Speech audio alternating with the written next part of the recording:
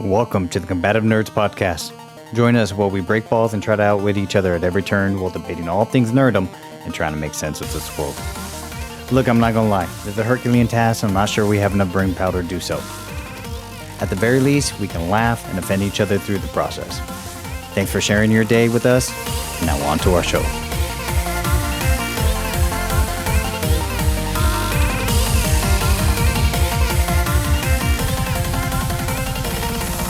Hey, what's going on, guys? It is October 18th, 2022. This is Raiderlance, and I am by myself today because FighterWizard said he was busy practicing breakdancing to try to help his jiu-jitsu. We all know it's not going to. Then I called IEG, and he said that he had to do some revision on a project that he clearly had messed up again. So the reason I'm doing this solo is because a couple of you guys got me to change my decision.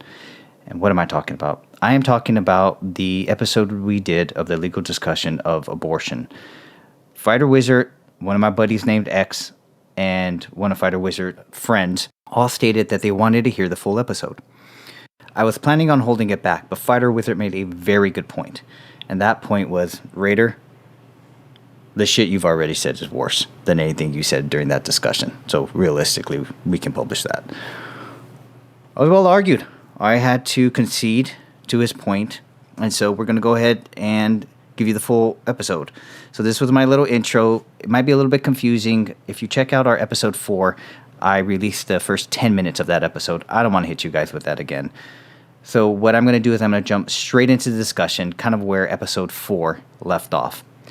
Okay, so this discussion is going to be a long legal analysis of the recent Supreme Court decision that affected abortion. Now, I have my bias, you have your bias. Pretty sure, if I remember correctly, I got my bias out of the way right in the beginning. Now, there's a concept that I was taught in law school where it was called compartmentalization. And it was in the context of you're not going to like your client, you might not agree with your client, but you just focus on the law and you put your feelings aside. I got my feelings or some of my opinions out of the way first just to let you know my biases. But I assure you that I compartmentalized them and strictly read from the Supreme Court decision in analyzing the law. I'm sure there might be a little bit of flavor there, but I try to extract as much of it out as possible. So what does that mean? Listener, you're going to have some bias. It's cool, whatever you believe. Try to put it to the side so that you can hear the law, hear the analysis, and just focus on whether or not it is logical, reasonable, rational. Now, you could disagree with the conclusion. I really don't care. But during this discussion, we're just talking text. We're talking law. We're talking case law. We're talking analysis. So try to keep that in mind. Try to keep your emotions in check, and I think you'll get the most out of this episode. Then after that, send the hate mail, disagree, agree, and say I didn't go too far and I shouldn't have the bias and that I'm going to suffer in some way for it. It might be broken up into 2 podcasts because it's a little bit longer of an episode. So we'll see what it is. If you like it, let us know. If you don't want to hear something like that again, let us know. All right, here we go. Good luck. Well, do you want to get into today's pleasant topic? Yeah, we should, because I'm going to still spend another 5 minutes thinking of a cool nickname that I've heard. And I might pop in while you're talking about some legal theory. Like, bro, I got it. At the most inappropriate time. Sure, yeah. You'll be talking about fetal heartbeats. And well, today... Like, no, dude, okay, it was pig fucks. That's what the name was. We are going to get a little bit into the weeds on this for the A side. I'm going to try to make it into a rant. It's going to get a little rough. There's going to be some turbulence. I need you to stick in there with me. Keep the tables up and seatbelts on. Because we are going to discuss the Supreme Court ruling of Thomas Dobbs and the State Health Officer Mississippi Department of Health and Jackson's Women's Health Organization, also known as the U.S. Supreme Court decision that just reversed Roe v. Wade, and more importantly, Casey. So the reason why I was asked to talk about this was, 1, it was in the news. Sorry, let me adjust my desk. Sorry about the background. And 2, I am a licensed attorney. That's why I keep you as my friend. Yeah, absolutely. 1, if you ever get arrested. And 2, if you ever need to talk to the homeboys who did graffiti on your house, right? Mm-hmm. Yep. So I'm going to talk a little bit about this. I'm not a constitutional lawyer. I researched this for a couple hours. I read the general decision, the Alito opinion, and the I can't remember his name. He's the one who... Clarence Thomas. His opinion. I did not read the dissenting opinions. It was a 7-2 case, which means 7 justices voted for and 2 against. So this would be considered a majority decision. I thought it was 6-3. I thought it was 7-2. That's because it would have been Kagan, Sotomayor, and Kagan? Brenner. Kagan, Interesting. Sotomayor. So it was a 6-3. I think it was 6-3 because Robert. Well, yeah, it was. I think it was. I can't remember. It was Breyer or Brenner. Who was the third? There was definitely 2 dissenting. I may have Kagan and Sotomayor for sure. Yes, for sure. I thought one of them recused himself, but you still wouldn't get to 7-2 because the numbers would be off. It has to be 9. Well, okay, so 6-3. Regardless, it's still a majority opinion. All you need is 5-4. So you guys can thank Trump for this because he had the 3 nominations that flipped the court conservative. So I'm going to give you a little background of how we kind of analyze court case decisions. It's not that difficult, but if you think of the information presented to you in an outline, it tends to help organize.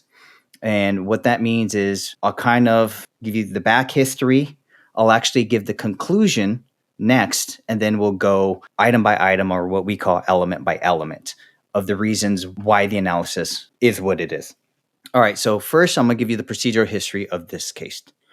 Oh, wait a minute. I'm sorry. I'm totally missing my rant. I should give you context. I'm a big believer that everybody comes to an argument or a belief or a position with baggage. You assume certain things, you have certain life experiences, you were raised a certain way. And so it's hard to do, especially with people you don't know very well, but it is usually much more productive and people will find you more relatable if you put your baggage on the table right from the get-go. So I am so pro-death. And Fighter2Wizard, you can attest to this. It's kind of scary. I'm pro-death penalty. I'm pro-abortion. I'm all for removing labels off of paint so that people can eat it. I'm all for getting rid of seatbelts. Megan's Law, it should be an empty listing. What's Megan's Law? Adults who hurt kids. Oh, word. Okay. Yeah. So I 100% stand by a woman's right to decide not to go to heaven. Right? Jesus. Not my joke. Anthony Schultz joke. It's a pretty good joke. It's a pretty good joke. It's a great joke, and I am a plagiarist. Or not plagiarist. What's the copycat? I don't know what the... Say slander spoken, libels written, joke plagiarism. thief. Joke thief. Carlos Mencia. A Carlos Mencia. Yes, very well. Nice Mexican dig, by the way. I'm glad that we also both listen to Joe Rogan. By the way, not technically Mexican. Half Honduran and half German? Yeah, he's what, Ned something. Ned Ryerson or something. Yeah, Ned Holstein. Yeah. All right. So anyways, I know I'm saying it in the most horrific manner, but I don't care. I'm really benign to the topic. I think there is definitely situations, extraneous as they may be, there are good medical reasons, there are good familial reasons to have that stuff. But I believe it's murder. There's no way around it. There's the argument of when does it become a life? I don't think anybody can discern that. So that's where I come down on it. I actually, oddly, agree with this decision from a legal perspective. It was one of the most clear decisions I've read. I actually followed it and was quite surprised because normally it's a rough go. It was a 200-page decision. I got through about 130 of it, and I went, I don't need to read the dissenting. And I didn't want to read Kavanaugh's opinion either because I just look at the angry face of his anytime I'm reading his work. You know what I mean? From the testimony where he had that angry face. Oh, no. Yes, I did. I watched the testimony. Yeah. So that's my background of it. I'm sure I might have missed a couple things. Again, even though I think legally speaking, it's a correct decision, I disagree with the conclusion and the holding just because I want it. And we can discuss where you go from here after that. So, all right, that said and done, the Dobbs decision. What was the procedural history of the case? And I outlined this so I didn't forget anything, so that it might sound a bit prepared or scripted. I apologize. I will be reading certain portions because there will be citations. All right. So what happened is Mississippi, Jesus Christ. Yeah. Is that in your prepared remarks, too? Mississippi. Jesus Christ. I'm trying to sound all professional here and well-researched and all that, and I started off mispronouncing that. I misspelled the first word in my doctoral thesis. Ooh. Yeah.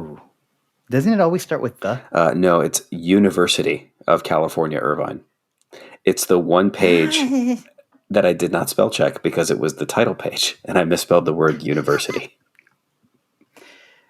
Why did you not just choose UNIV? That's what I always did because I could never remember how to spell university. So I just used the abbreviation. I know how to spell it. My fingers don't, but I do. All right. So the state of Mississippi passed a law. It was known as the Mississippi Gestational Age Act. That law stated that a person shall not intentionally or knowingly perform or induce an abortion of an unborn human being if the probable gestation age of the unborn human being has been determined to be greater than 15 weeks, except in medical emergencies or in a case of severe fetal anomaly. And this is Mississippi Code annotated 41-41-911. Giving you citations. Sorry for the legal speak. All right. So what does this mean? Mississippi passed a law that you could not intentionally or unintentionally perform an abortion if it is determined that the baby is older than 15 weeks, except in a medical emergency or fetal anomaly. So this wasn't a ban on abortion. It was a limitation on abortion. Very different. Okay.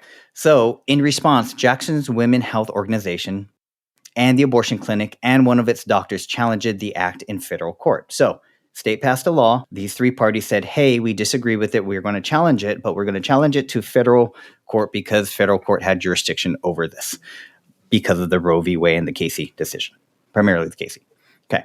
So those three entities, the abortion clinic, the Women's Health Organization, and the doctor, alleged that the Mississippi Gestational Act violated the U.S. Supreme Court's precedent of establishing a constitutional right of abortion. In particular, the decisions Roe v. Wade, 410 U.S. 113, and Planned Parenthood of Southeastern Pennsylvania versus Casey, 505 U.S. 833. So in the future, we will reference either Roe v. Wade or Roe, and we will reference Casey, which is the Planned Parenthood versus Casey case. Chronologically speaking, I'll talk a little bit more about this later. Roe happened before, and I think about 30 years later, the Casey decision happened.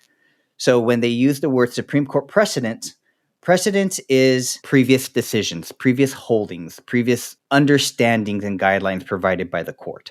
So think about it this way. If you ask your parents, hey, can I go to the arcade and play? God, I'm old.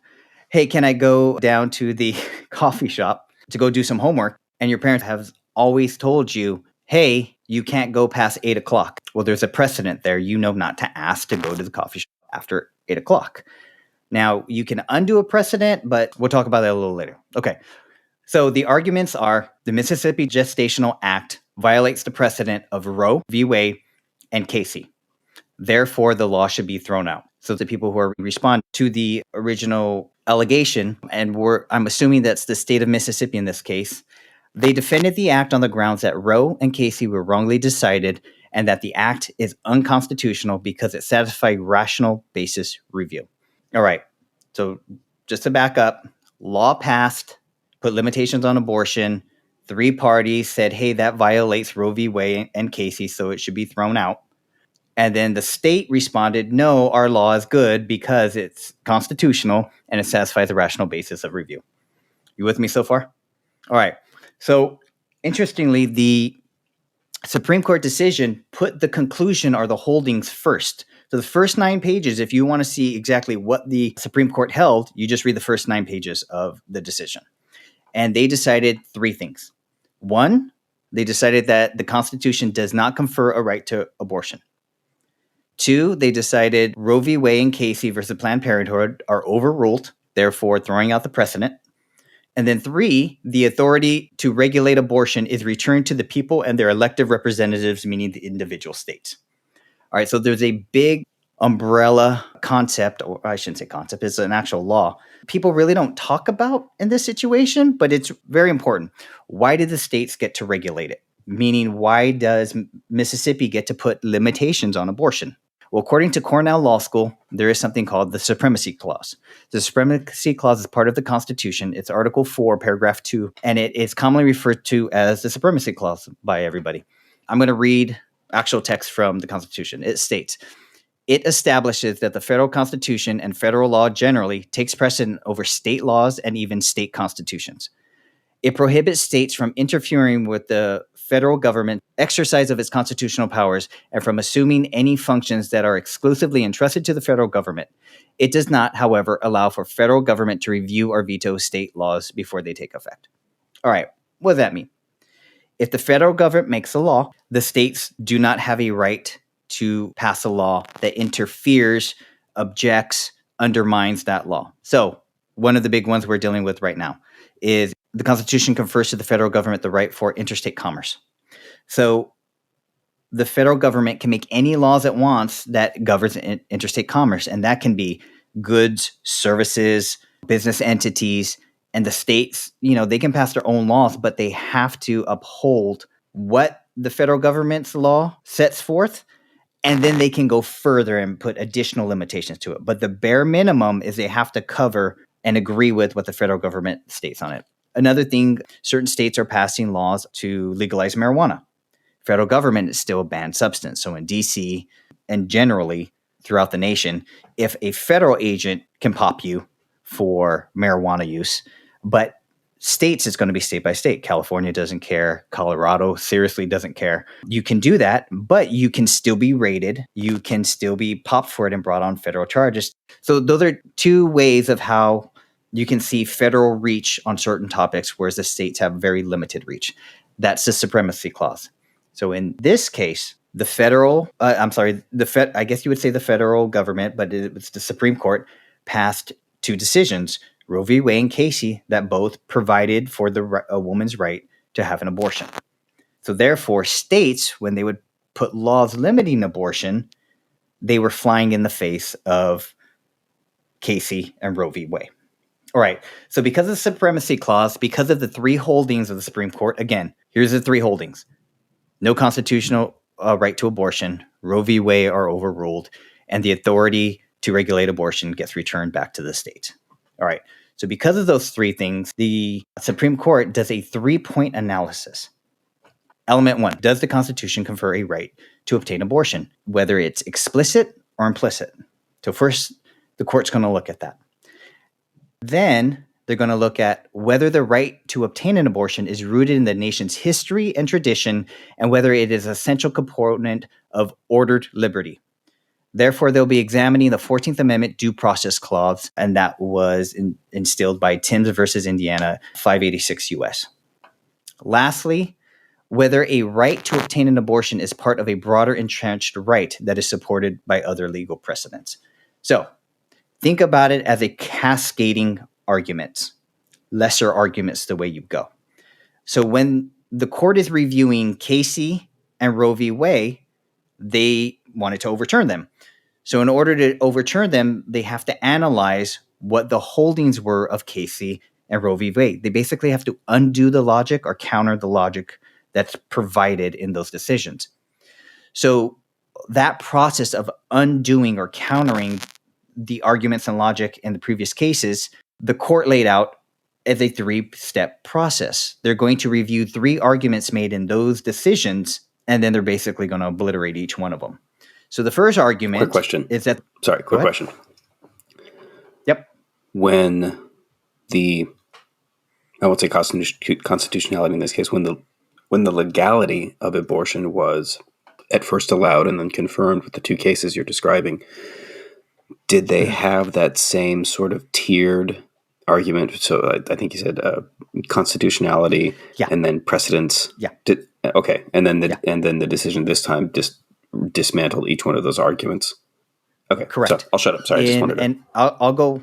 No problem. And I'll go decision by decision. I'll discuss Roe and then I'll discuss Casey. These 3 arguments are gleaned from Casey and Roe. So both Casey and Roe discuss of whether or not the Constitution confers a right to abortion. Roe v. Wade says yes, because it's found in the 14th Amendment under the ordered liberty. And we'll go into that actual clause so we can read the language.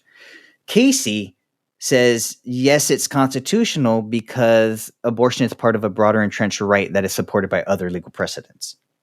So it's two different reasons, but they both include or interwoven with the idea of the constitutionality of abortion. So Roe came first, and then Casey 20, 30 years later is not hinged, but is founded in part upon the legal precedents established by Roe. Correct. Okay. Half correct, and I'll explain why. No, please. Casey actually distanced themselves quite a bit from Roe, but they upheld the core concept. The court's language, not mine. All right, so let's just go to shooting fish in a barrel. Or, I won't make that joke. Whether the Constitution... It's a podcast, man. They can't see your disapproval glances at me. They can feel it. They can... All right, so whether the Constitution confers a right to an abortion. All right, the history here is that Casey versus Planned Parenthood decision, which is the controlling opinion on this matter. So again, Casey is the controlling decision, not Roe v. Wade. Roe v. Wade came first, Casey came second. Think about it as the final say, the last word in the argument over the decision. Okay, so Planned Parenthood was the controlling opinion on the matter, and that decision skipped over the question and was simply reaffirming Roe v. Wade based solely on stare decisis. We'll explain that later, which is I'll explain it now. Stare decisis is a legal principle of determining points of litigation according to precedent. So all that means is stare decisis, hey, we have a legal precedent. We're always going to follow that. We're not going to challenge it. So again, back to the parents. One night you might come and ask them. They have the precedent of never allowing you to the coffee shop at 8 o'clock. One night it's 9 o'clock. They think it's summer. You're going to go have a study buddy there. Well, if they adhere to stare decisis, they are going to always make it a hard, fast rule, no coffee shop after 8 o'clock. Because if they went against it, they would not be using stare decisis because they would be challenging or undermining or overruling the previous precedent. Okay. So in this case, the decision Casey simply reaffirmed Roe's decision based on that idea of precedence. We're just going to follow old precedents. But the issue of whether people have a constitutional right to have an abortion was never addressed in the Casey decision, right? So Roe v. Wade, they actually discussed constitutionality of abortion. Casey, they didn't. All right, so what did Roe v. Wade decide? In general, Roe v. Wade held that the abortion right is part of the right to privacy that springs from the First, the Fourth, the Fifth, the 19th, and the 14th Amendments, in reference of 410 U.S. at 152 and 153. Okay, the Roe decision established the scheduled trimester rules. So everybody thinks of, 3 months, 6 months, first trimester, second trimester. I think the rule was first trimester, all abortions are allowed.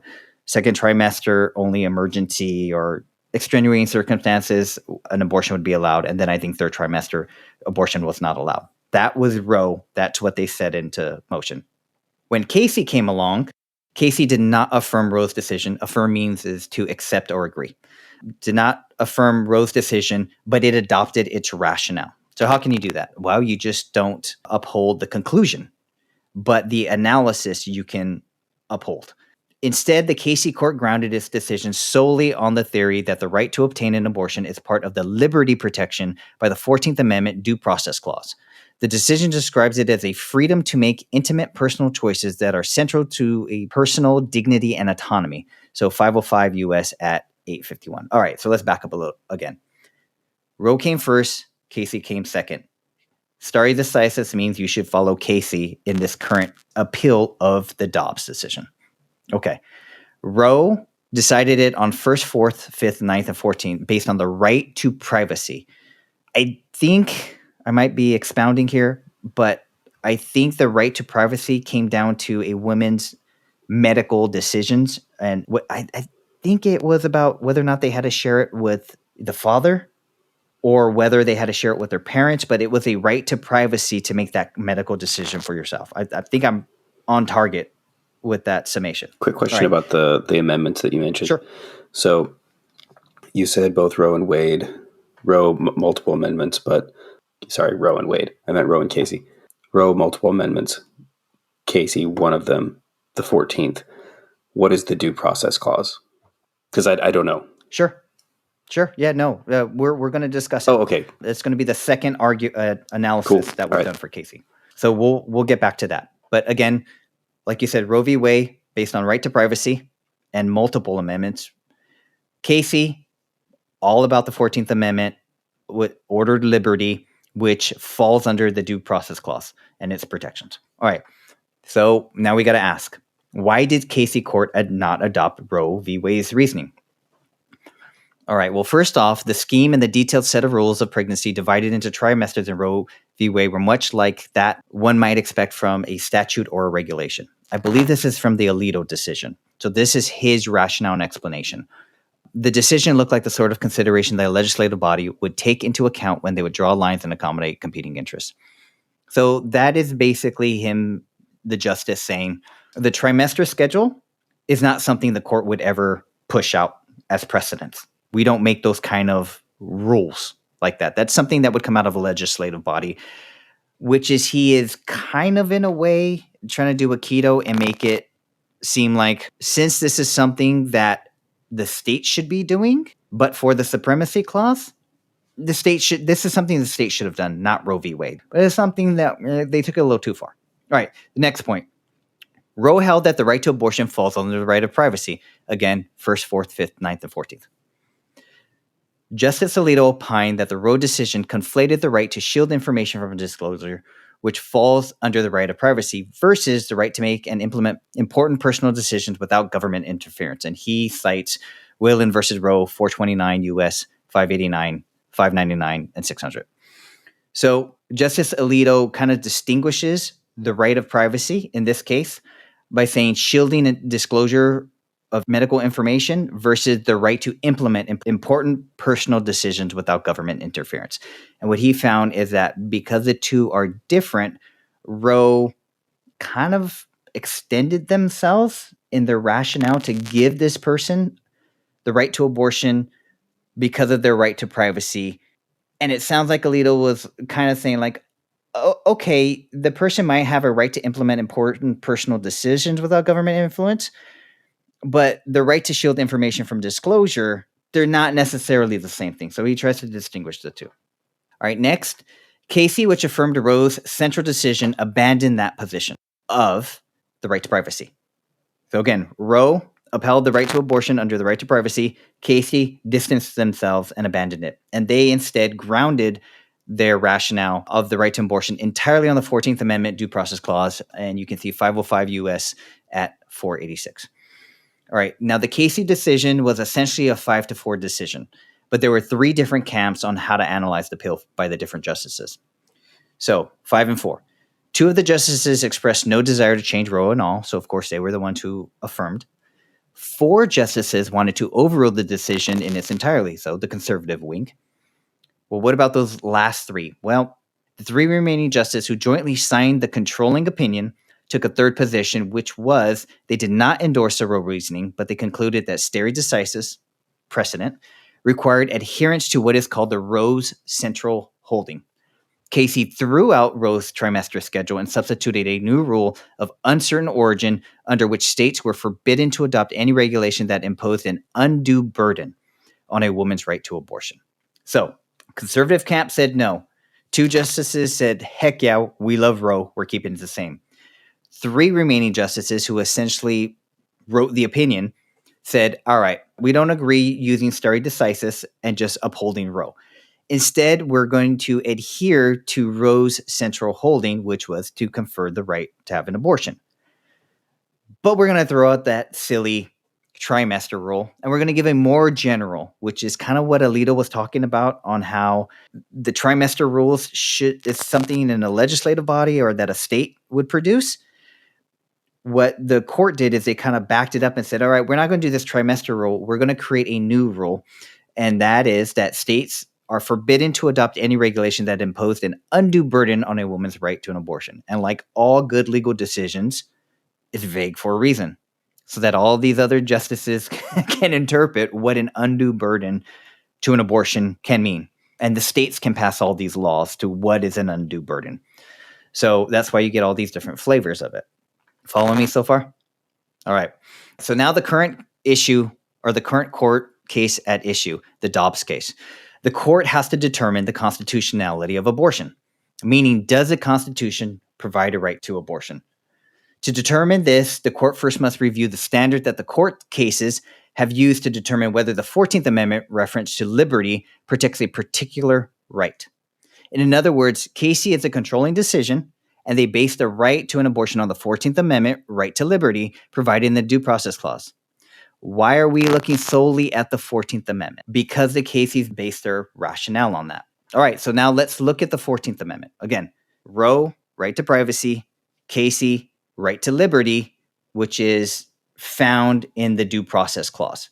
So let's look at the 14th Amendment. What does it actually say? All right, well, the 14th Amendment, Section 1 says, all persons born or naturalized in the United States and subject to jurisdiction thereof are citizens of the United States and of the state wherein they reside.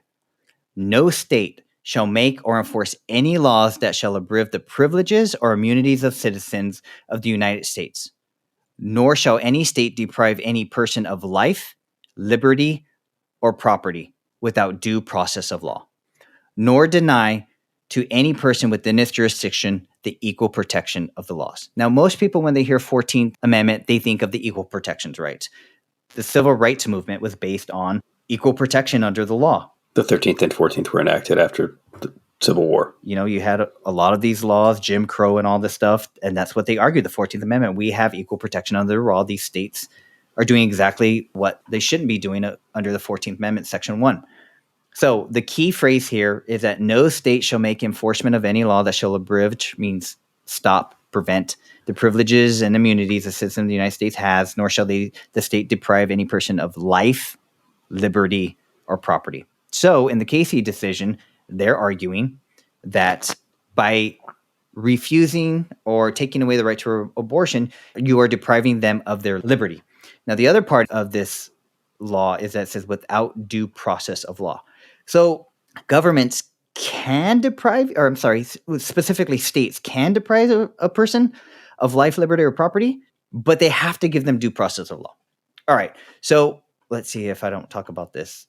All right. So due process. A lot of people know this term, usually from criminal law. You need to get your Miranda rights. You need to get booked. They might need a warrant. You need all this different notification for that due process. If you're in a lawsuit, they have to serve you papers or give you a summons or something to that effect. That is your due process. And it's part of the rights that states have to give you. Here, they're kind of merging it. So you have a right to liberty, but if they're going to take it away from you, they have to give you due process. So we just read only Section 1 of the 14th Amendment. I can just ask you to trust me. The other sections of it were not on point. But the analysis of the original point was, then when we go back to the 3 points that the justices did, was does the Constitution confer the right to abortion? The Casey decision said, yeah, the 14th Amendment does it. They say liberty under the Due Process Clause. Well, but if we look at the plain text of the 14th Amendment, it never says you have a right to an abortion. Yeah, I know, but there is no plain text. And that's where you have to start. It's like reading a contract. Do I have to do this? Do I not have to do this? Do I have to do this? Do I not have to do this? You have to look at the plain text of it. Here, the Constitution makes no express reference to the right to obtain abortion. Therefore, procuring an abortion is not a fundamental constitutional right. Some people call them fundamental rights. Some people call them enumerated rights, numbered or laid out. And, people don't like to say this, but the First Amendment gives you the right to free speech. It's enumerated. Everybody knows this. It's express. Second Amendment gives you the right to keep and bear arms. It might suck in a lot of situations, but it's there. There's an absolute enumerated fundamental right. There's not one for an abortion, no matter what people argue. So when they're making that argument, it falls into the liberty due process clause. Well, you're going to have to do some digging. And that's where analysis point 2 and 3 come in. First point of analysis, we're at the strongest argument. Does the Constitution say explicitly that you have a right to abortion? Clear answer is no. And you can't argue against that. There is no mention of the word abortion in there. All right, so because there's not, this is the justice's analysis, not mine. Because there is no fundamental right of it in the Constitution, the states may regulate abortion for legitimate reasons when such regulations are challenged under the Constitution. Courts cannot substitute social and economic beliefs for their judgment of legislative bodies. And that's from Ferguson 372 U.S. at 729 and 730. And that brings up another concept called judicial activism. Sure, we heard it, especially in the last 4 years in the political cycles, because Trump was appointing all these conservative judges. What a lot of pundits were arguing was that now the decisions are going to start changing. And in other words, you can make a law whatever you want, but the interpretation of that law, especially when they're deciding a court case and establishing precedents, is just as powerful. So judges are more political figures when you look at it from that perspective. So here in the Ferguson case, the Supreme Court warns against conducting judicial activism. Now, it happens at all levels. It seems that they're all political appointments, but it seems like the political appointments at the lower levels, the state and the federal district, there's more judicial activism going on. And the Ninth Circuit Federal Court is, liberals don't like this, but they're the laughing stock of the legal community. They always come out with I think they're the highest overturned or overruled court in the United States by far. And it's because they're just too damn liberal. They can't have their decisions upheld. So when judges are making decisions based on their beliefs and their hearts, we tend to get into the field of judicial activism and potential overrulings because the court's extended a bit. So there's that warning. Why is there that warning? The Constitution does not give a right to abortion. Therefore, if you find otherwise, are you engaging in judicial activism? Are you trying to find a way to push this through? There's this big warning, and I think it's fair in hindsight to say there was some judicial activism going on because the clear text says that there's no right to it. All right. Now, what about the positions the Supreme Court should adhere to the longstanding precedent of the court? We're going to get another 5-point analysis. So let's go back. Roe v. Wade establishes the rules, specifically the scheduled trimester. Casey says we're going to use stare decisis. We're going to adhere it, but we're going to adopt the main principles, but we're going to change it to undue burden test. All right. So Justice Alito brings up a good argument. Well, we should follow U.S. Supreme Court basis. That's technically the foundation of appellate law, is you're going to follow precedent. So in the situations where we don't follow precedent, how should we do it? He believes that the Supreme Court overruling a constitutional precedent is a serious matter, and he offers a 5-pronged test to determine when it is appropriate to overrule the Supreme Court decision. So he goes for about 90 pages, item by item, obliterating and overruling the precedent and how all the 5 elements were met in the Roe and the Casey case. And what were the 5 elements or prongs? A, the nature of the error. So how bad of a decision was it by the previous court? B, the quality of their reasoning. Can you pick it apart very easily? Does it sound legal and logical? C, the workability of the rules they imposed on the country. Workability means how easy to implement. So a trimester schedule, that's pretty laid out, but how easy is it to implement? Undue burden is kind of vague, general, but it's going to be easier to develop laws and to implement those. Okay, so Fighter2Wizard just gave me a question nod. Here's how I'd argue it's easier to implement. Now all the states and doctors have the flexibility to determine, it's going to be a medical determination of what is an undue burden in obtaining an abortion. Whereas with the trimester, it's a very scheduled. And, what if you're 3 months and 1 day? What if you're just in the beginning, first week of the second trimester? That's going to be more of a hard and fast rule, and it's going to be harder to impose. Question? As I'm sure with all of this, that the practical manifestation of that is a much grayer response than that would suggest. What constitutes an undue burden to the mother or to whatever interested party? That was borne out across the states. Sure. And many state legislatures decided that a pretty substantial burden was still not undue. Sure. Witness Texas. Yeah. But regardless. Yeah, no, I mean... This is fascinating, by the way, even though I vehemently disagree with you on some of this. Okay. Well, you're wrong. Second, that's where they kind of call it forum shopping or jurisdiction shopping. Yeah, it lends to somebody. They can light fireworks in this county, but they can't light fireworks in that county. And so you just drive across the county lines and you get away with something that would have been illegal 100 feet away. That's how Kevin Bacon put on the dance at the end of Footloose. Was it out of the jurisdiction? I thought they finally agreed. The pastor agreed to it. Yeah, he couldn't get the permit in the town, so he just drove across the way and had the dance in like a barn. Great movie. In the mill, the abandoned mill that he dances in. What, 5 degrees from Bacon? So now Kevin Bacon is now less separated from this abortion conversation than he was before it started. Good job, Kevin Bacon. All right, so the fourth prong, D, the disruptive effect on other areas of law. I'm not too sure what that means, but in other words, if this was like letting off a dirty bomb that's going to cause all these problems with other precedents and the court was going to have to take in all these other cases, because, you're opening a can, every lawyer is going to now point, yeah, but what about that case? That case also says that. All right, now we got to go discuss this case and give a decision on it. So they wanted to determine the disruptive effects on the other areas of law. And E, the absence of concrete reliance. All right. Again, Alito spent about 20 pages analyzing why the court should overrule Roe v. Wade's precedent and how all 5 elements were met. And he trashed them with a lot of history for the next 20 pages. All right. So that was element number 1 or holding number 1. Is there a constitutional right to an abortion? Casey argued under the 14th Amendment, right to liberty under the Due Process Clause, there was. It doesn't say it. Now, how you interpret liberty is the second part of analysis, that liberty clause. All right. The second thing we're going to analyze, and this is primarily going to be via the Casey decision, was whether the right to obtain an abortion is rooted in the nation's history and traditions and whether it is an element component of ordered liberty, thus examining the 14th Amendment Due Process Clause, Thames v. Indiana, 586 U.S. All right. Now, we're going to tell you about another case to help define what this ordered liberty thing is. Okay, in the case of Washington v. Glucksberg, 521 U.S. 702, 721, the court established that the standard of the 14th Amendment Due Process Clause guaranteed some rights that are not mentioned in the Constitution. That's a check mark in your box.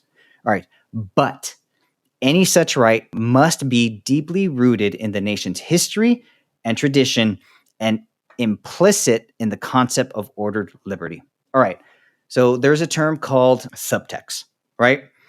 Reading between the lines. So when somebody says something, what do they really mean? So in this case, you can look up in the dictionary the word liberty and you're going to get a definition of what it means. But in here, a right to liberty, you can interpret that many of ways. Quick question. Yeah. What is ordered liberty? What does ordered liberty mean, the phrase? Yeah, just think of it as liberty. It's always in quotation marks. Oh, okay. So it's not like the phrase ordered liberty isn't something specific, like it means this versus just like the general definition of liberty. Okay. So think of it in 2 ways. 14th Amendment says the right to liberty. Okay. Thames v. Indiana expands that to ordered liberty. All right. So they didn't necessarily define it, but when their explanation of asking the question, they make this statement. A right to an abortion is rooted in the nation's history, tradition, and whether it is an essential component of ordered liberty. So we'll be looking at 3 different things: the nation's history, nation's traditions, and whether a right to abortion is an essential component to ordered liberty. Yeah, the ordered, I didn't find an exact definition or why that was a modifier on liberty, but that's what Thames v. Indiana did. That was their quotation. Glucksberg says, okay, the 14th Amendment Due Process Clause, not their words, mine, it's kind of vague. So here's what we'll do. The 14th Amendment Due Process Clause does guarantee some rights that are not mentioned in the Constitution, which opens the door to citizens having rights that are not enumerated rights. You can still have rights under the Constitution that are not explicitly in the text, because again, the right to abortion is not explicitly in the text. But we're going to put a condition on those rights, non-enumerated rights. My word, not an official word. All right. Those rights must be deeply rooted in the nation's history and tradition and implicit in the concept of ordered liberty. So Glucksberg also uses that term. Here's what the Dobbs decision, the current United States Supreme Court, held. So this is what was decided. The Supreme Court finds that the right to abortion is not deeply rooted in the nation's history and tradition. The underlying theory on which Casey rested, in that the 14th Amendment's Due Process Clause provided substantive as well as procedural protection for liberty, has long been controversial. So now there's another layer of separation. Casey held that the abortion fell under the 14th Amendment substantive due process clause to protect liberty. All right. So when we think of due process clause, and I talked about it earlier, we think about procedural. Got to get notice. You got to get summoned. You got to get a warrant. You got to get read your Miranda right. Those are procedural. Substantive is a new type of due process. They don't give an exact definition, and I'm sure you could find it if you Googled substantive due process clause. But the court, specifically the Casey court, lays out that there are substantive due process clauses that protects liberty. So the court held that in Timms v. Indiana, due process clause protects two categories of substantive rights. So think about it like a tiered thing. Top tier, you're going to have your right to privacy, and they can't take it away from you without due process. Then they bifurcate it into procedural due process and substantive due process. Okay? We discussed previously what the procedural due process protections were. Under the substantive due process, how do we figure out what rights are under there? What does substantive due process protect? Another two-part analysis to figure out which ones. All right? The substantive due process rights that are protected are, number one, those rights guaranteed by the first 8 amendments of the Constitution. So freedom of speech. It's an enumerated right. It's a fundamental right. It's a substantive right. All right. So first 8 amendments in the Constitution and the rights given thereof in substantive rights. The second part, those rights deemed fundamental that are not mentioned anywhere else in the Constitution. So now that's kind of an open book because you get to figure out what's a fundamental right. How do you figure out what's a fundamental right? Well, to determine whether those substantive rights are fundamental, that right must fall under either of the two categories, and you must ask the following question: whether the right is deeply rooted in our history and tradition, and whether it is essential to the nation's scheme of ordered liberty. So we keep going back to that analysis of how to figure out whether a right is fundamental and whether it's a substantive right. Is it deeply rooted in the history and the tradition, and whether it's essential to the nation's scheme of ordered liberty? Okay, so how do you determine that? Well, you look back into history. And then we pose this question: can the court take a liberal or general view on liberty? Well, it is important to use strict scrutiny to determine whether the 14th Amendment actually protects versus independent or human views as what liberty Americans should enjoy. Thus, the court should be reluctant to recognize that those rights that are not mentioned in the Constitution. So now this decision, Collins versus Harker Heights, 503 U.S. 115, 125. I apologize for the reading. I have to refer to my notes on this stuff because there's no way I could memorize all this. So the Collins versus Harker decision gave us kind of a lane, an idea on how to analyze whether or not a right falls under ordered liberty. Basically, should we take a liberal view with this? Should we take a general view? And it says no. You should use strict scrutiny to determine what the 14th Amendment actually protects versus an independent or human. Basically, do not engage in judicial activism, right? Take a very narrow focus view when determining what is liberty. The court should be reluctant to recognize rights that are not mentioned in the Constitution. All right. Well, here, the U.S. Supreme Court holds that the 14th Amendment does not protect the right to abortion. This determination is guided by the history and tradition that map the essential components of the nation's concept of ordered liberty. The court then provides legal history of abortion and how this activity was not supported by society at large or legal precedent until the latter part of the 20th century. Before that, abortion was illegal in every state at common law before the 1800s. So, again, look at the deeply rooted history and traditions. We have no tradition. In practice, we might, but laws passed, we don't have history and precedents of laws being passed that supported abortion. And the judges went through for 20, 30 pages laying out all the different instances on basically proving their case. If you want to go further back, you look into common law, which is typically associated with the British law, and abortion wasn't allowed there either. So there is no way that, in the court's opinion, the right to abortion can fall under the 14th Amendment clause. All right. Here, the nation's historical understanding of ordered liberty does not prevent the people's elected representative from deciding how abortion should be regulated. Thus, the right to abortion should be determined by the individual states. So the justices are saying that the nation's historical understanding, so again, looking back to the history and tradition, that has never precluded the state having the right to develop their own laws for abortion. So again, they just basically are saying, yeah, we're kicking it back to the states. This is a state issue. That's it. That's our show. If you stuck it out this long, you have my respect. Join FighterWizard and myself for part 2 of the abortion case law discussion and its implications. Please do us a favor and like, subscribe, share this podcast so we can get some traction. Once I get around to it, check us out on our socials. Combative Nerds on Patreon, Instagram, Facebook, LinkedIn. You know the deal. Thanks for hanging out, and we will see you next episode.